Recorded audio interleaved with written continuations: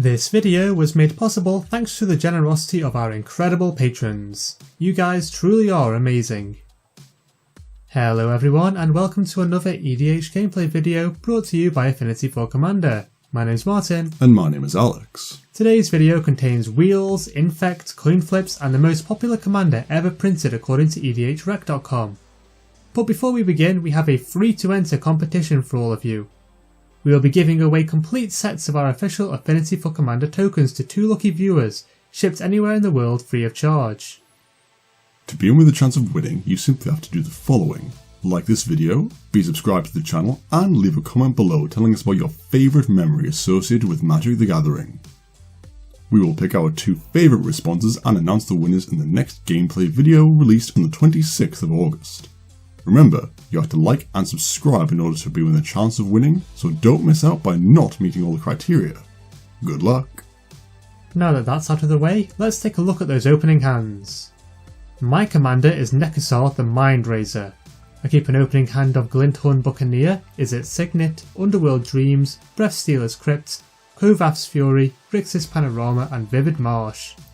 My commander is Atraxa, Praetor's Voice. My opening hand contains Teferi, Temporal Archmage, Selesnya Signet, Cultivate, Sunpetal Grove, Glacial Fortress, Hallowed Fountain and Bloodstained Mire. Neil is playing his Ezuri Claw of Progress deck. His opening hand consists of Blighted Agent, Viridian Corruptor, Leyline of Anticipation, Command Tower, Yavimir Coast and 2 islands. And finally, Liam's commander is Rakdos the Showstopper. His starting hand is made up of Mind Stone, Megrim, Hijack, Diabolic Tutor, Skullrend, Dragon Skull Summit and an Evolving Wilds. Before the game begins, Neil reveals Leyline of Anticipation from his opening hand, allowing him to start the game with it in play. Cheeky. I then begin my turn playing Vivid Marsh and pass to Liam. Liam plays an Evolving Wilds and passes the turn. Alex plays Bloodstained Mire, paying a life and sacrificing it to put an Overgrown Tomb into play tapped. Liam responds by sacrificing his own land, putting a swamp into play tapped, and Alex ends his turn. Neil plays Command Tower and then passes to Martin. I play Grixis Panorama and then cast Izzet Signet, and then pass the turn. Liam plays Dragon Skull Summit and then casts Mind Stone. He then ends his turn. Alex plays Sunpetal Grove and casts Selesnya Signet. It's all about that artifact based ramp. He then passes to Neil. Neil plays a Forest and then passes the turn. I cast Glinthorn Buccaneer, and then play Vivid Creek. Moving to combat, I attack Alex with my Pirate Minotaur, dealing him 2 damage and then end my turn. Liam plays a Mountain and then casts Megrim.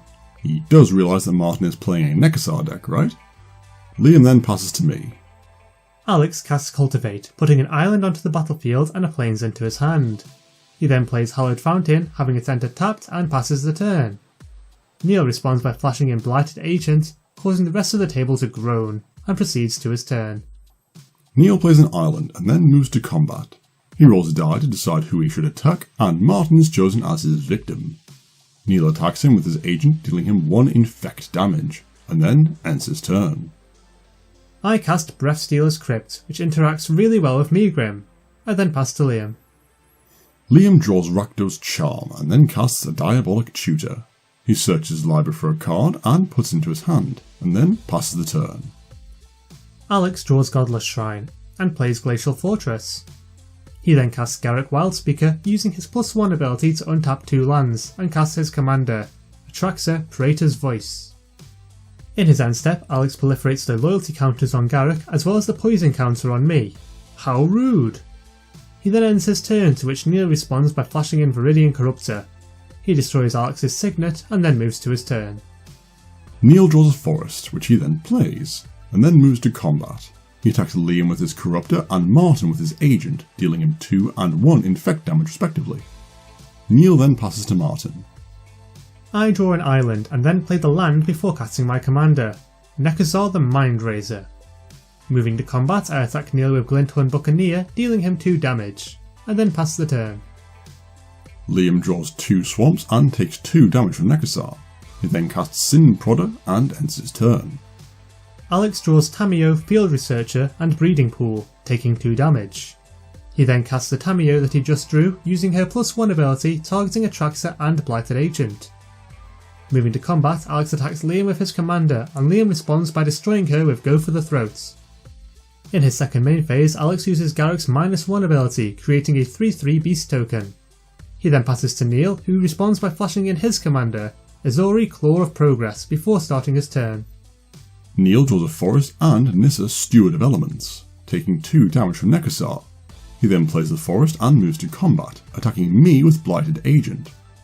I take 1 infect damage and then draw a card thanks to Tamio's ability. I reveal it to be Ugin the Spirit Dragon, and take 1 damage from Nekusar, and Neil passes the turn. I draw a swamp and an island, and then play the swamp. Next I cast Underworld Dreams, and then cast Windfall. Neil responds by flashing in Nissa, Steward of Elements, where X is 3, and everybody discards their hands, drawing 7 new cards. Lots of triggers are put on the stack, which we resolve 1 player at a time to prevent confusion. I lose 8 life to Megrim and 3 to Breathstealer's Crypt to keep Fate Unraveler in my hand. Liam loses 4 to Glinthorn Buccaneer, 7 to Nekusar, and 7 to Underworld Dreams. He then discards Villis, Broker of Blood, Lord of the Pit, and Rakdos, Lord of Rights to Breathstealer's Crypt, avoiding further damage. Alex loses 14 life to Megrim, 4 life to Glinthorn Buccaneer, 7 life to Nekusar, and 7 life to Underworld Dreams. This lowers his life total to 0, knocking him out of the game. And finally, Neil loses 8 life to Megrim, 4 to Glinthorn Buccaneer, 7 to Nekusar, and 7 to Underworld Dreams. He puts Fathom Mage into his graveyard, taking 2 from Megrim rather than the 3 Breathstealer's Crypt would have caused, and the stack is once again empty. Phew. I then end my turn. Liam reveals Hammer of Porphyros with Synprod's ability, and nobody pays to prevent it from going into his hand. Liam then draws 2 mountain and takes 4 damage, and then casts his commander, Rakdos the Showstopper. Several coin flips then occur, resulting in the destruction of a Viridian Corruptor, Blighted Agent, and Nekusar. Liam then moves to combat, attacking Martin with Synprodder. Martin takes 3 damage, and Liam then passes to Neil. Neil draws Reliquary Tower, taking 1 damage, and then plays Ghost Quarter. He then casts Harrow, sacrificing a forest to put a forest and an island into play from his library, and uses Nissa's 0 ability. Neil reveals the top card of his library to be an island, which he puts into play, and then passes the turn. Martin draws Chromatic Lantern and then plays Command Tower. Next he casts Teferi's Puzzle Box because he's a bad person, deeply upsetting everyone else at the table, followed by Jace Beleren. Martin uses his +2 ability, causing everyone to draw a card and dealing 1 damage to Liam and Neil. Martin draws Cezanne the Perverter of Truth, taking 3 damage to keep it in his hand. Liam draws Languish, and Neil draws Blight Widow, losing a further 3 life to Breathstealer's Crypt. Martin then ends his turn. Liam reveals Bond of Revival with Synprodder's ability, and I pay 5 life to put it into his graveyard. Not my smartest move, given that Teferi's Puzzle Box would have put it on the bottom of Liam's library before he would have got a chance to use it, but hey, we all make mistakes. Liam then puts his hand on the bottom of his library, draws 7 new cards, and then draws a card for turn. He takes 8 damage from Underworld Dreams, plays Temple of the False God, and then casts Bolas' Citadel. He looks at the top card of his library, moves to combat, and attacks me with both of his creatures. I declare no blocks, and Neil responds by casting Invigorate, choosing to have Liam gain 3 life rather than pay for its mana cost. Rakdos gets +4/+4, I take 13 damage, and Liam passes to Neil. Neil responds to this by flashing in Blight Widow, gaining an experience counter, and then proceeds to his turn. Neil puts his hand on the bottom of his library and draws 6 new cards thanks to Teferi's Puzzle Box. Unfortunately for him, the damage caused by Underworld Dreams is enough to reduce his life total to 0, knocking him out of the game. I put my hand on the bottom of my library and then draw 7 new cards. Oh, unfortunately, 3 of these cards are creatures, which each deal me 3 damage to keep or 2 to discard. No matter which option I choose, my life total is reduced to 0 and Liam is crowned the victor. Well, that's it for another episode. Remember to enter our free giveaway competition by liking this video, subscribing to the channel, and telling us what your favourite MTG memory is in the comments below. Also, don't forget to follow us on Twitter @4commander and check out our Patreon page. Links are in the description. We'll see you next time.